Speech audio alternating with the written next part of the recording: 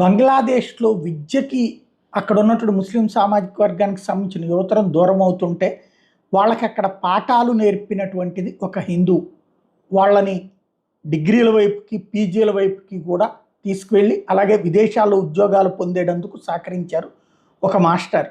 అయితే ఇప్పుడు విశేషం ఏంటంటే ఆయన హిందువు.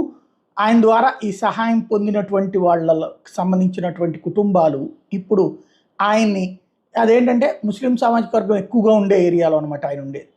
ఆయన్ని కూడా మతం మారమన్నారు. ఆయన అందుకు అంగీకరించలేదు. అందుకు గాను వాళ్ళు చేసిన అవమానం ఇది. చెప్పుల దండలు వేసి అందరి ఎదుట అవమానించడం అన్నటువంటిది కావాలని చేసినటువంటి వ్యవహారం ఇది. ఇప్పుడు ప్రస్తుతం బంగ్లాదేశ్లో హిందువుల పరిస్థితి ఇక్కడ సమస్య ఏంటంటే హిందువులు మెజారిటీగా ఉన్న చోట ఏ ముస్లిం